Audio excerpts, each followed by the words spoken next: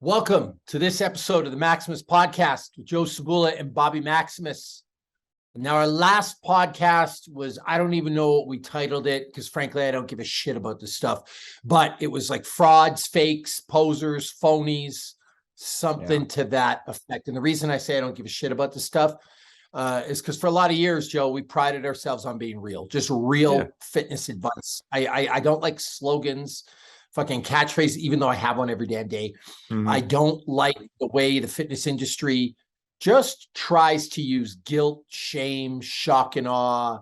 I want to go viral kind of tactics to get people in fitness, because you and I both believe that the tried, tested, true things that have worked for thousands of years, I mean, that's what matters. And by the way, since the dawn of time, eat healthy, sleep, do some exercise. Like that's about it.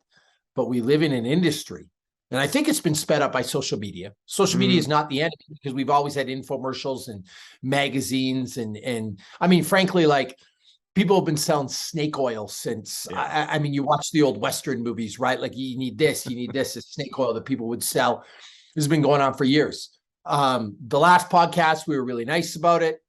We talked on the phone. Now we're not going to be so nice about it. Just, we're going to tell you the truth. So I decided to make a list of 6 things I want to interview you about. I love it. I'm excited. We're always nice. You know what I mean? Like it costs nothing to be nice, but sometimes what did Dalton say? He said, be nice until it's time not to be nice. And I'm in a place I want to be nice anymore. All right, Joe. So I've got 6 things that make us sick. All right. Number 1, tell me what you think about fad workouts. That's going to be my response, by the way, to like most of these. I have a feeling it physically hurts me to watch people getting into this stuff. Now, on one end, like I like the idea of people just trying stuff. Like I got no problem with that. Go, like you never done a kettlebell workout, go try it. Like kettlebells could be cool. And if that's the thing that keeps you going and keeps you, pursuing your best self, I'm all for it. But to try to sell it like it's the answer, you're just replacing one snake oil with another snake oil. This snake oil is better than the other guy's snake oil, and it isn't. It's the same shit. It's the same thing over and over again, and then just replace it. Like, oh no, kettlebells aren't the way. Battle ropes are the way. So now you have to live the battle rope lifestyle. You have to join the battle rope cult and be a part of that cult. And then somebody else comes along and says, oh, no. It's these clubs. It's these Indian clubs. Nobody's ever heard of them. They're ancient. They're old. It's the secret that we've all been keeping. And it's the same lies over and over again. That's what I think about fad workouts. Well, I'm just going to add this because you nailed it. But do you ever notice it's the same person that constantly jumps ship? Like first it was the kettlebell, then it was the Indian club, and then that didn't work anymore. And then it was the mace, and then the mace didn't work. And then you went to battle ropes, and then battle ropes didn't work. So you went to the Bulgarian bag, and then the Bulgarian, and I might not have the order right, but, and you know this guy, this is what people do. They gravitate towards something for 3 to 6 months, maybe 8 months, to the point where it's not new, it's not challenging, it's not unique anymore. And they just jump ship to the next thing. The same person that constantly jumps around from girlfriend to girlfriend or boyfriend to boyfriend, the same person that's had 10 careers in the last 3 years. It's like they get bored and they've got to move on. And so I want to tell a story about the kettlebell. Sometimes I put some very negative stuff on my Instagram about kettlebells, but I want to be clear. I don't have an issue with kettlebells. I have an issue with a certain type of person that gravitates towards them. So now let me tell you what I'm getting at. I put a lot of negative things on my Instagram and my TikTok about kettlebells. And people think that I don't like kettlebells. I actually don't have an issue with them. I have an issue with a certain type of person that uses them. And I want to tell you a story. Back when I was fighting in the UFC in the mid 2000s, I was at a global gym. It's called Good Life. It's in Canada. Really think of a 24/7 fitness, a Planet Fitness. It's actually probably more in line with a Lifetime. Anyway, I'm doing pull-ups, dips, and push-ups, just my standard body weight type stuff. And this overweight, out of shape, looks like he doesn't really train at all person comes up to me carrying a kettlebell and says, "You're incredibly fit. What do you do to look like this? You have one of the best physiques I've ever seen." I'm like, "Well, I do body weight stuff, pull-ups, dips, and push-ups." The person proceeds to lecture me how I'm doing it all wrong and how I could be way better with a kettlebell. And it's some type of Russian secret. And my point is, you just told me I had the best physique you had ever seen, and you asked me what my secret was, and then you came to shove this kettlebell down my throat like it was the secret. And let me remind you, extremely out of shape. It's clearly not working for you.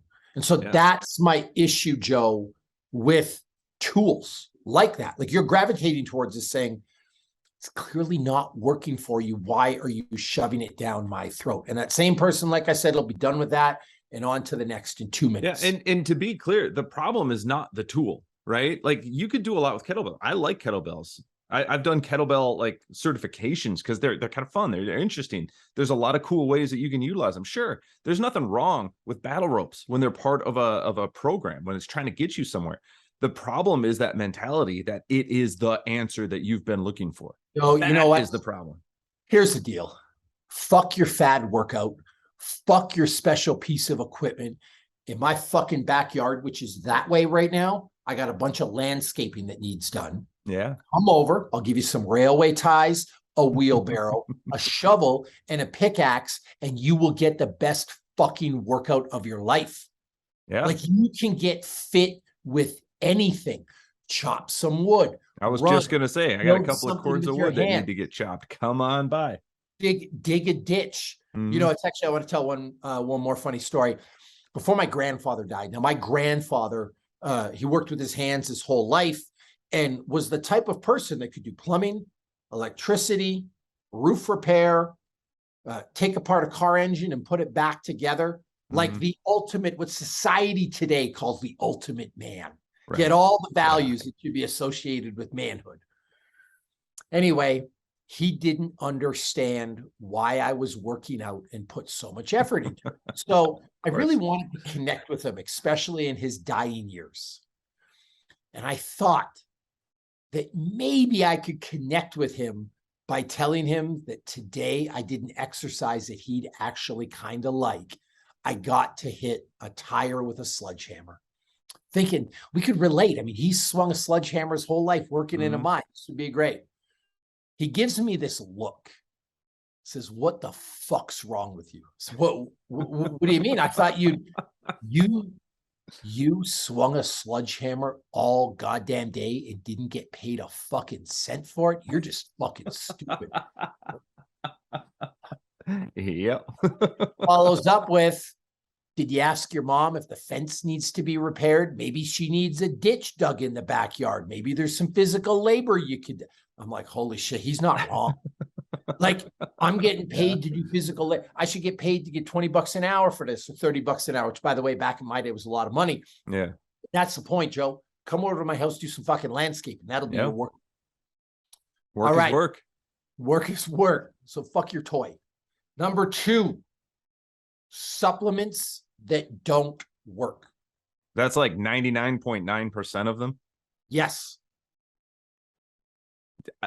Like, I mean, I can make a pretty good case for creatine, depending on the circumstance. I can make a pretty good case for like a multivitamin, even vitamin D3. I think I can make a strong case for fish oil, and depending on your goals, supplementing with protein powder. Aside from that, it's like everything. Maybe it does, maybe it doesn't.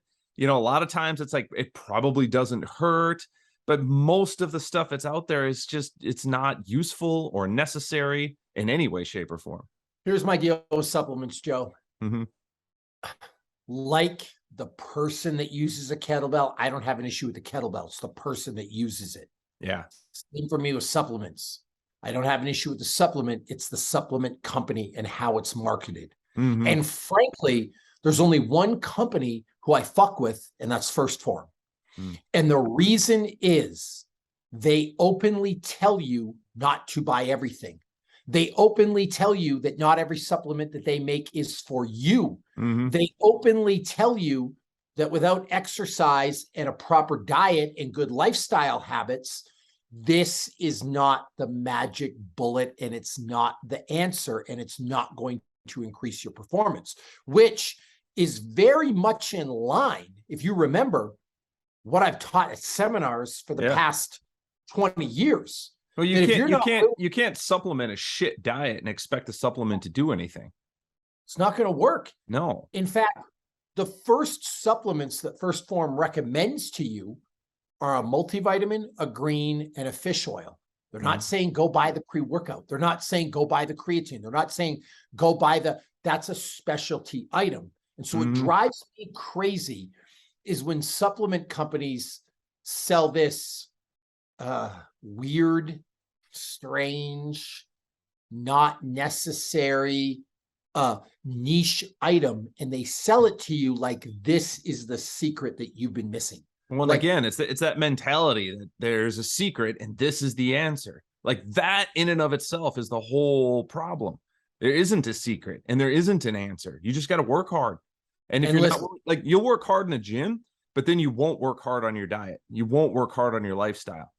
And we talked about this in the last podcast. Like the hour-long workout you're doing is 4% of your day. So like you've got to fix all that other stuff. And if you haven't done that work, taking this extra little supplement isn't going to fix that. Well, and here's the thing. There's always a new supplement coming out that you haven't taken. It's the reason you failed for 20 years. And so I don't know what it is now, and I'm going to butcher this word, but I don't give a shit. It's either glutathione or glutathione. I'm not sure what the right way to pronounce it is. But this is the new supplement, and this is the thing that I have to take, and this is the reason I failed at everything I've done for 20 fucking years. And all of a sudden, if I do take this thing, everything's going to magically improve. Yeah. That's the problem I have. That's how this stuff is sold, and that's why I hate it. Yeah. It's the way it's, and if you buy any supplement, listen, here's the deal. There's nothing that you can take, not even steroids, that's going to work without putting effort in the gym. Right. Like there is this idea that people are going to take steroids and all of a sudden they're going to wake up and look like Ronnie Coleman, Jay Cutler, Mike O'Hearn, who I think has, arguably the best physique of all time. You think you're going to look just like them? Do you have any fucking idea how many hours people have put in the gym? And I'm not saying any of these people are on steroids. I'm not accusing anybody. I don't know who's on steroids and who's not. Yeah. But what I do know is you don't get a great physique without doing the hard work. And just because you're injecting a needle doesn't mean you're going to grow muscles everywhere. You still have to get off your ass and go do something. That's the reality. Yeah. And again, it's that mentality that it's just this one secret little thing, that there's a way to do this aside from all that effort, from all that hard work. Well, and the other thing that happens is I've known Mike for a lot of years, Mike O'Hearn. He's a person I really look up to. He's a person I respect. And the first thing people say when they see a physique like his is, oh, he's on steroids. Right. The Rock. They just discount it. Yeah. The Rock gets the same thing. Well, I want to make something clear. I don't know if they are. Without a positive test to confirm, I'm not going to accuse anybody. The next thing is, I will tell you that I have never met a person in my life dedicated to the craft like Mike O'Hearn. Right. And I imagine The Rock has the same level of dedication, at least from his Instagram. He's working out at 1 a.m. He's working out at 4 a.m. He flies a goddamn gym around the country with him.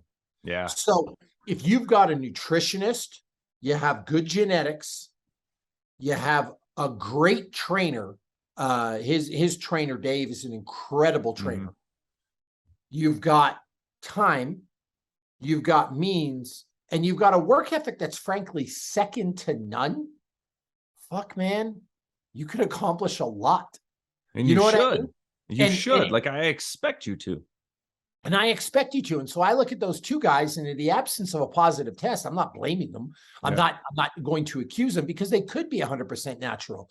But the reason people automatically assume they're on steroids is because you've taken the steroid, Joe, and you didn't do anything, and you didn't get big, and you didn't get strong, and you didn't look like them. So then they must be on steroids, and they must be on better steroids than you were on. And they must have, it's just all bullshit. But that's why I hate the entire fucking industry. Yeah. Yeah. And I want to be clear. I don't even give a shit.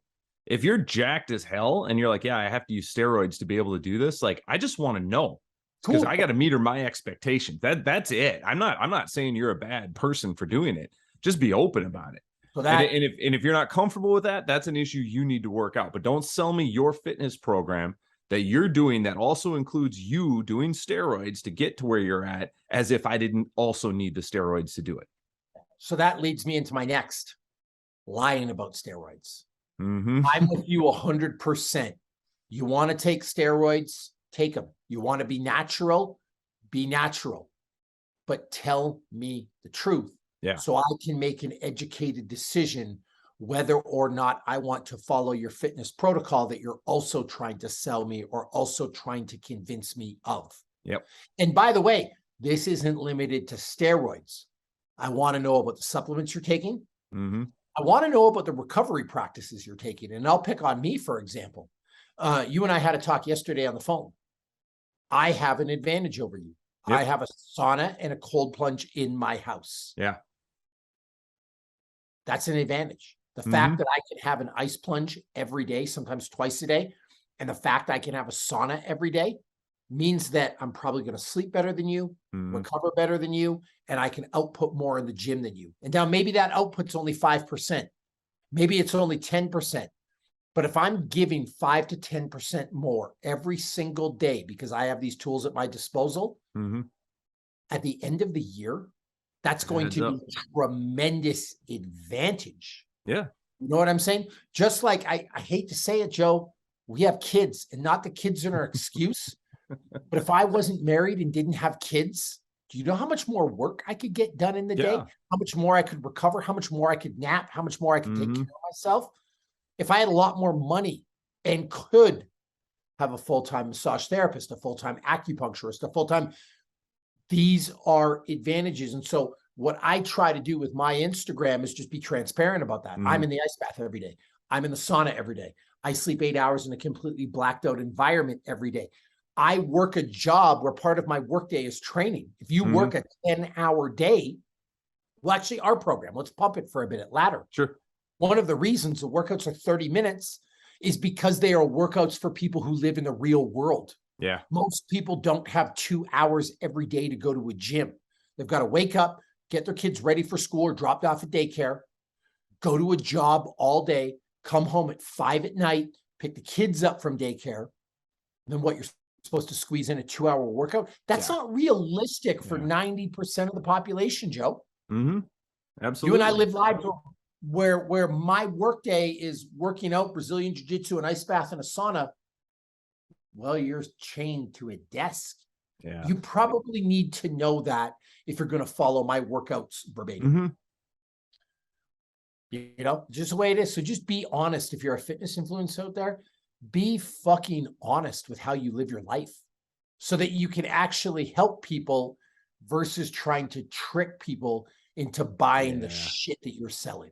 Well, how many infomercials have you seen where they've got some like super jacked dude and he's shilling something that you know can't get him there? You know what I mean? Like you look like that from the fucking shake weight. Yeah, you were 30 pounds overweight 6 weeks ago. You picked up the shake weight and now you're like supermodel jacked. Like nobody buys that, but that's kind of the story that you're telling. You want to look like me, you got to do what I do, but then you're not actually telling me what you do. Is fuck off. Yeah, and to a degree, I ain't blaming them, Joe. If someone came to me and said $3 million to, you know, whatever with the shake weight, I will jerk something off TV for $3 million. I'm good with it. Like, sign me up. But like, now we know the price. But like, please don't look at me and think that shake weight made me who I am today. You know, like it's not true. Yeah. So let's be clear about that. The next, which is kind of the same thing, Joe, it's lying about habits. And I guess we kind of covered this in like the ice bath and the sauna and everything, but I want to take it the other way. You look good, you have abs, you have chest, you have shoulders, but you're on this mission to convince people that you live like a monk. that you never step out, that you never cheat. And really what it ends up being is just guilting and shaming other people. Yeah. Listen, there's no reason to be ashamed that you had a fucking drink on Thursday night. There's no reason to be ashamed that you slipped up and had a cookie. There's no reason to be ashamed that you had some ice cream. Like, just tell me the truth about it. And that's why I try to post a lot of the stuff I drink and eat. I want people to know that I indulge once in a while because that's human. And by the way, every single bodybuilder I've known, every single fitness girl I've known, every single powerlifter I've known, every single fighter that I've known, to some degree, lives like a human being from time to time. Well, there's more to food than just nutrition, like there's a social aspect to it. There is a quality of life aspect to it. But I'll even say this goes the other way, because I've seen a lot of ads, even more recently, that are like, oh no, I eat pizza all the time and look at me. So the problem's not the pizza that you're eating. You're not on my program. That's the problem. And I'll show you how you can eat whatever you want, as much as you want, like any day, of the week, and still look like me. That's the new sales pitch. So here's what I want to know. When you say you eat pizza all the time, and because this is an argument I get in with people regularly, just like when they say everybody is saying this. Who the fuck is everybody? Yeah. Your friend said this. Get the fuck out of here. Yep. Right? So I eat pizza all the time. What's your definition of all the time? Is that every day? Is that every meal? Is that once a week? Is that every second week? What kind of pizza is it? Because if you have homemade pizza made by, my Italian grandmother, that everything's made by scratch, that's very different than going to Little Caesars or Domino's. You know what I mean? Or Papa John's. So let's just be clear about what we're doing here before you're going to try to make me feel like a lazy ass because I don't train enough. And well, let's be clear though. There are people, unfortunately, in this world who are living off of pizza. They don't know how to cook. They don't know what else to do. Maybe they've just never gotten around to that. Whatever. But like every night they're ordering a pizza. Every night they got Pizza Hut on the front step. Well, and then this guy pops up and says, oh, that's fine. You don't have to worry about that. Like, no, that is a problem. That is a freaking problem that needs to be addressed. And this guy's sitting there trying to tell you it isn't. So of course you're going to buy his program. And of course it isn't going to work. And of course you're not going to demand your money back, because then you got to admit that you didn't do the work. Here's another one for you, pal. If you're a 21-year-old girl and I can bounce a quarter off your ass, or you're that 21-year-old guy who just has a six-pack stepping out of the shower in the morning, you don't get to tell me shit about diet. You can do whatever the fuck you want, whenever the fuck you want, and you look like a 10. Like when you're 21, Joe, you have to make a really concerted effort to get fat. That's the reality. So don't try to sell me a 43-year-old man on your diet when you're 21 years old. Like, we're just not the same human being. In fact, I'm more likely to listen to the person that's older than me, because if it works for you at 60, I know it's going to work for me at 43. You know what I'm saying? I'm not trusting what these little teeny bopper fitness influencers say. They look good no matter what. Like when you're 21 giving me advice about stretch marks, you're too young to know about stretch marks. Like, you can't. Oh, you have to manage your stress. Like, what stress do you have at 21? Honestly, like, come on, get out of here. What, you 15 hours of class a week? Boo hoo. It's not even a full-time job. Get the fuck out of here.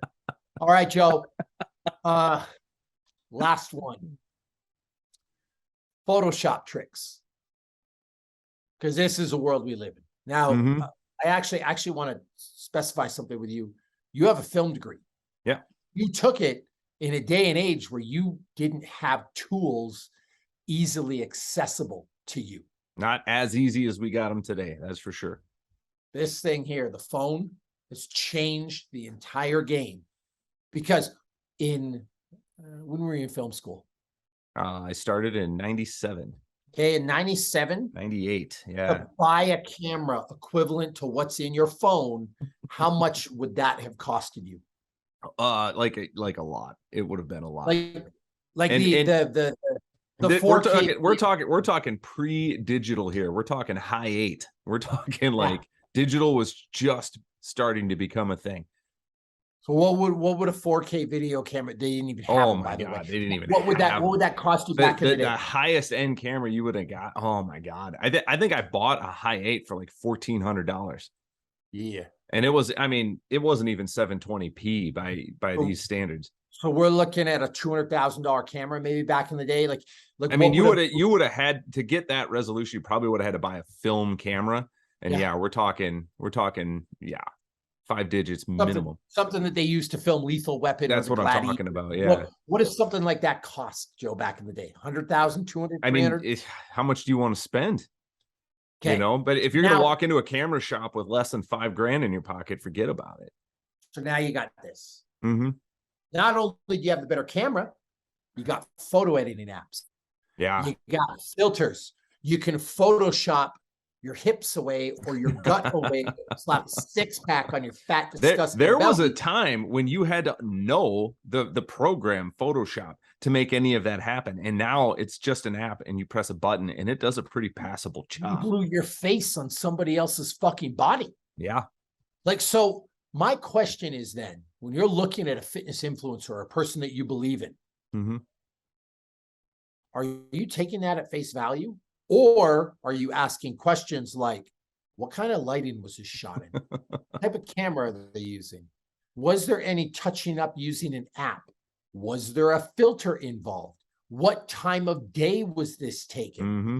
Did they tan before or after? Like, there's a lot of things that go into looking good. And listen, we're all fucking guilty of it from time to time. Well, nobody wants to post a picture of themselves not looking good. You know, so like, and you almost give people a pass on it, but then you don't realize like that can go really, really dark too. Like that can get into a place where, like you said, it's your face, but somebody else's body entirely.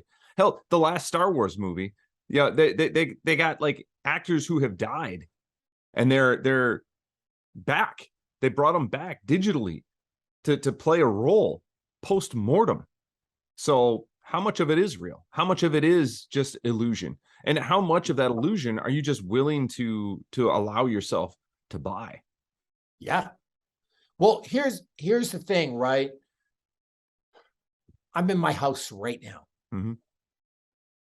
There are spots in my house and lighting in my house that I still look good in because you can't fake real fitness. Right. Like, it's not like my 6-pack goes away, or it's not like my size goes away just because the lights are different. But there's spots I look a little lesser than. Mm-hmm. Equally, though, there are spots that I look like a fucking god, Joe. Like, so I know when I need to do a post for a Fuck You Friday, or I need to sell some programs, I can tell you what mirror I'm going to. Mm-hmm. I can tell you what light I'm standing under. I can tell you where I need to position the camera that's going to catch me in my best light. And it's why I try to post a whole range of pictures. Like, I put one up for my birthday the other day of literally me in front of every mirror in my house. No, this is, here we go. Let's see what I really look like. Yeah.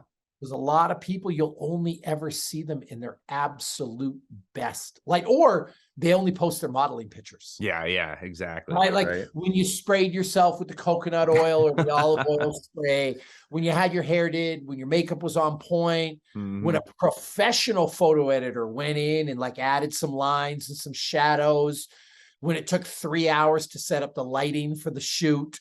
You know what? Here's what I think we should do for the next like week. We should just post like your face on Mike O'Hearn's body and just wait and see if people even realize. Yeah. Like, damn, Bobby, you're looking good. Yeah. Just the way it is. And there's also a temporal aspect that I'm really interested with the internet. And this is the last thing we'll talk about. All right. No time stamp on your Instagram. And here's what I mean by this. I can post a picture that was taken 8 months ago or now. I can post a picture that was taken 3 years ago or now. And it's really, really hard to tell the difference. Yeah. Now, maybe if you really pay attention to where the picture was taken or what I've done in my career, like I said, there's no time on the internet. So you can trick people completely by manipulating, kind of like how a movie's shot. We all have this idea that a movie's shot A to B. It's not. No. It's just shot all over the place in some kind of way that makes sense for the budget. Yeah. And that's it. So same thing with the internet. I can post a picture tomorrow and lead you to believe that it was taken that day. Yep. But it was I've had that where I've posted an old picture and then people will be like, "Man, you're looking good these days." That picture was 3 years old, but okay, cool, thanks. I'll take it. So why not? So those are our issues. Those are the pitfalls that you need to look out for. And just live your life by one slogan. If it's too good to be true, it probably is. That is just, if you lived your life by that motto, creed, slogan, whatever you want to fucking call it, you'd be better off in almost every aspect of your life. And I'll add one. When in doubt, try working harder. Yeah, that's it, right? Just get your ass to the gym and try sweating a little bit. Yeah. Lottie, act like you're allergic to hard work. Get the fuck out of here. All right, that's it. That's your episode of the Maximus Podcast. Hold on. I think I am allergic to hard work because every time I do it, I get all swelled up. Yeah, that's it. I like that. That's good. I'm going to steal that. All right, Joe, it's been fun. Listen, you motherfuckers, share this shit. We don't give you codes. We don't ask you to buy shit. You don't got to listen to ads. It's free content. Just go share it with all your stupid little friends that you don't like anyway.